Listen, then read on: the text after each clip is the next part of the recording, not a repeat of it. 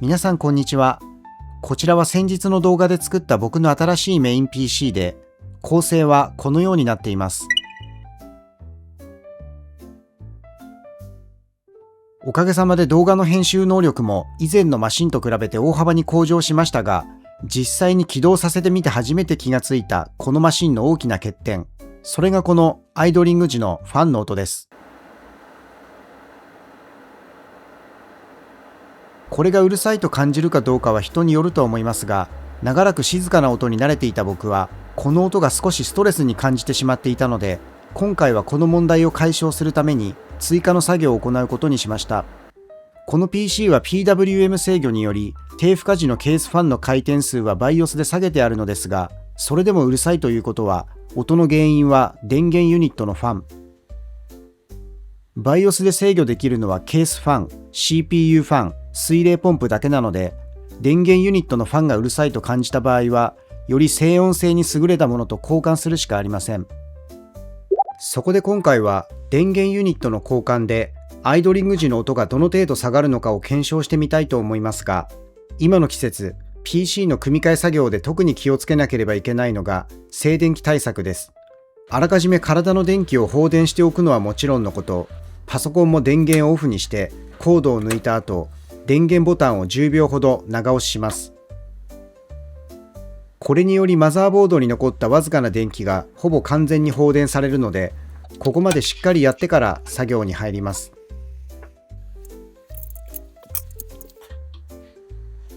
それではこれから電源ユニットの交換作業をしていきたいと思うんですけど、今回はその他に今このメモリがね、ちょっとこれ速度が遅くてボトルネックになっているので、このメモリを交換するのと、あとは前回の作業した時にここナンバー1の M.2 スロットに、ここが一応 CPU 直結で一番安定する場所なんで、ここに C ドライブを入れて、でその後古いパソコンのデータ整理をやって、残ってたストレージも全部こっちに載せ替えて、一応ね今 M.2 がこの C ドライブと、あと234のスロット、それにこっちの PCIe スロットにも拡張カードを使って2つ取り付けてあるんですけど、でその他にこの SATA のポートにも SATA ケーブル取り付けて後ろに回しておいて、そこに後で 2.5 インチの SATA の SSD を取り付けますっていうことをお話ししてたんですけど、実はこれ全部取り付けた後にパソコン、起動させたらね、この SATA のこっちの 2.5 インチの SSD がどうもね全然読み込まなくて、このねマザーボード説明書がなかったから全然そのやってる時は分かんなかったんだけど、後で調べてみたら一応ね1と2と4はこれは NVMe 専用で、この3番に関しては NVMe も SATA も両方取り付けできるみたいで、だけどここに SATA の M.2 スロットを使っちゃうと、どうもねこっちと帯域を共有してるから、こっちがね強制的になんか切られちゃうみたいなんですよね。でその 2.5 インチの SSD が4テラと2テラだったんで、合計6テラあったんで、なんとかちょっとこの6枚でね運用するしかないということで、今容量的には4テラ4テラであと全部2テラなんで、その2テラをね4テラに交換したかったんだけど、パソコンの自作界隈の人みんな困ってると思うんですけど、メモリーとかストレージがとんでもなく今値上がってるんですよね。NVMe の Gen4 の 4TB があと2枚ないと、今後のねチャンネルの運営がちょっとかなり厳しくて、なんとか今ある分で回していかないといけないんだけど、とりあえずメモリーの方は手に入ったんで、メモリーはこれから交換しますけど、あとね今この水冷クーラーのところにちょっとティッシュ挟んでるのは、これはちょっと撮影上の都合なんで関係ないんでね、作業とは。それだけちょっと先に言っておきます。というわけで最初に電源ユニットの交換をしたいと思うんですけど、今回取り付けようと思っている電源ユニットはこちらですね。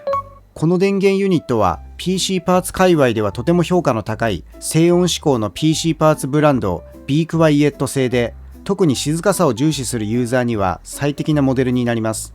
もちろんファンの回転数は内部温度と負荷に応じて自動で変わるので、冷却性に問題はありません。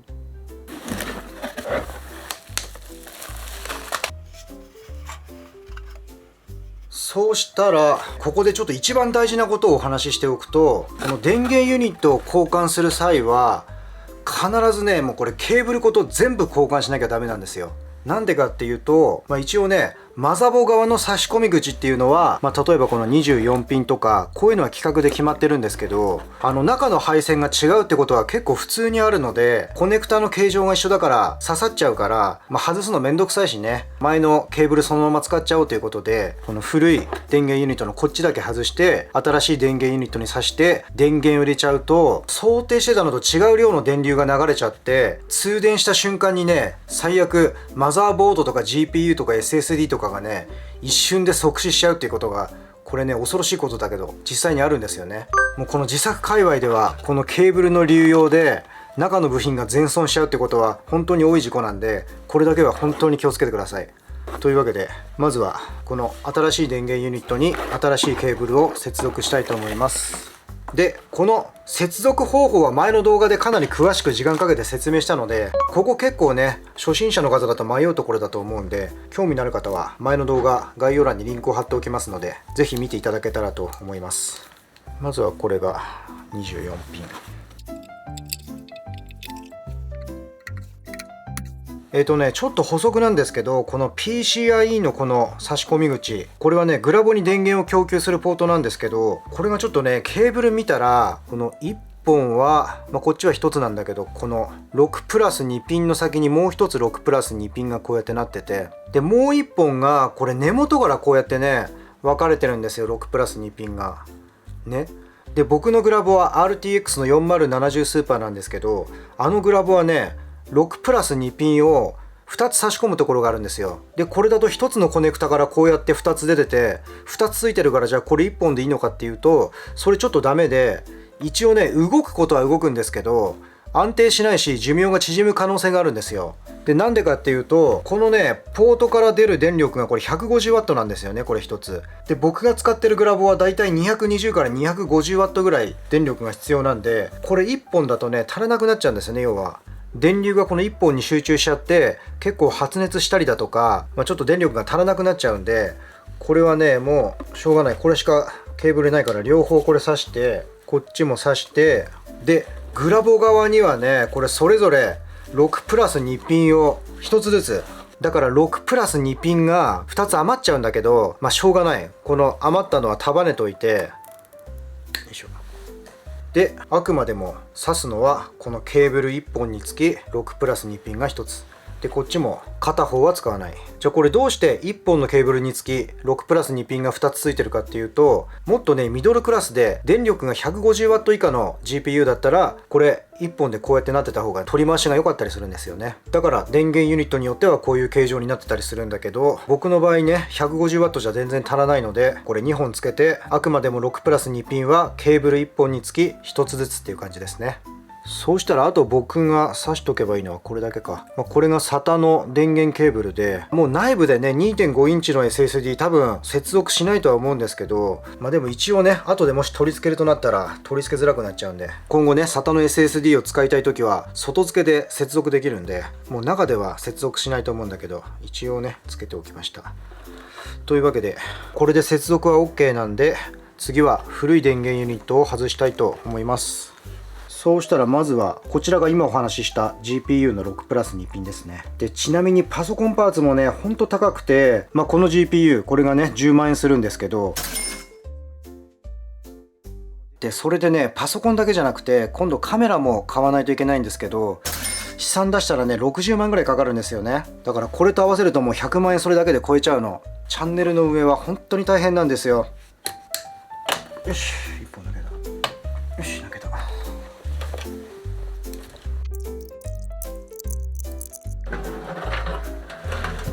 引き出せました。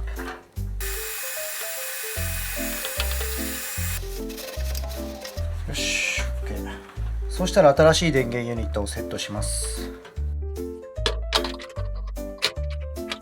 で、ここにコードを通す穴が開いてるんで、こっちに通してケース内にコードを送ります。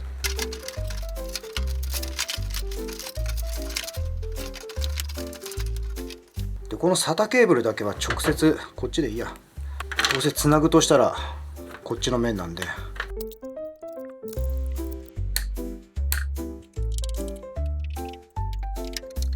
よし、 OK。そうしたらさっきと同じように取り付けていきます。あれこれ CPU 届くかな。ギリ届くけどポンプの前こうやって出さないといけなくなっちゃうな。なんかやだな見た目的に。よしよし刺さった。ここが刺さればもう大丈夫だ。でこれが GPU グラフィックボードですね。6プラス2ピンを1本ずつ。これ逆かこっちか。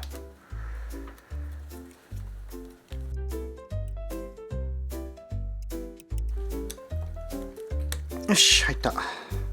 そうしたら最後にこちらマザーボードの主電源。これは一番大きいけど一番刺すの簡単なんで。よし OK 刺さりました。そしたらある程度コードをまたまとめます。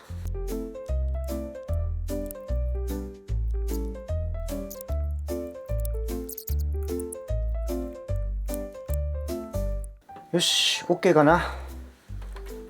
OK ですね。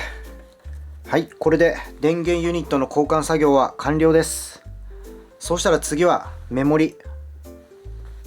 そうしたらこれから取り付けるメモリを先にお見せしたいと思うんですけど、これね簡易包装で届いてますけど中古じゃなくてバルク品なんですよ。バルク品っていうのはこういう感じで通常のパッケージじゃなくて簡易包装で届くんですけど、中身も新品だし問題のないものなんで、これはねなんとはいこちらDDR4 なんですけど、サムスンの1枚 32GB のメモリですね。それが2枚。今の時代ねこれ本当に手に入れるの大変なんで、このペラッペラのメモリ1枚でこれ3万円ですからね。今もっとするんじゃないかな。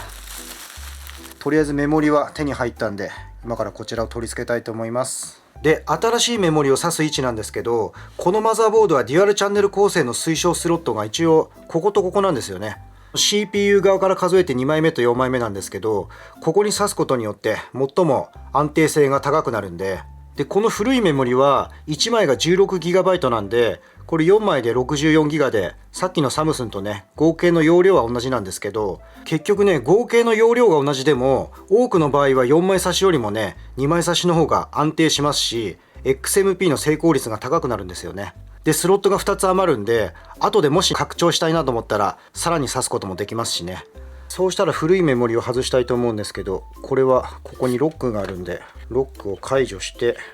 いしょ、反対側も。で今このメモリがめちゃくちゃ値上がってるのは、メーカーさんが利益率の高い業者向けにね生産ラインを傾けちゃったからなんですけど、それで僕らみたいなね一般ユーザーが買える分がねほんと少なくなっちゃって、もうどんどん値上がりしちゃってね、みんな大変ですよね。でこの DDR4 はね今後さらに生産は縮小していくと思いますんで、今主流は DDR5 ですからね。だから今買わないともう買えなくなっちゃうと思って無理にね買ったんですけど、一応こちらもね今後何かあったら使うかもしれないんで大事に取っておきます。それでこのサムスンの高級メモリ、こちらをまずはこれ壊れたら泣いちゃうなね、大事に使わないと。合ってるよね。2枚目4枚目、よしよし OK です。だいぶねこれで安定性は増すと思うんですよね。はい、これで一応作業完了です。いやよかった。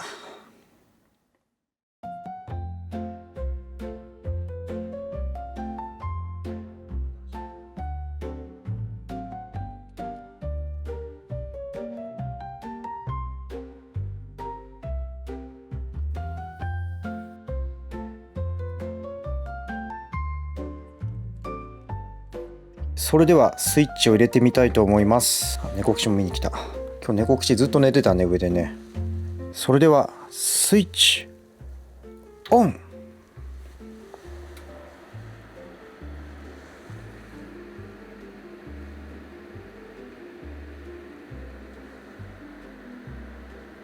さてどうでしょうか。お、音が、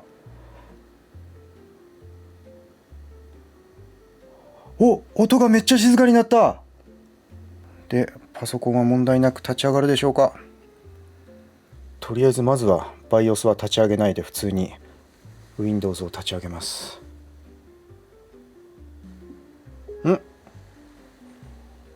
はい、問題なく Windows 立ち上がりました。いや、よかったよかったね。めっちゃ静か。いや、これはいいわ。これめっちゃ静かだわ。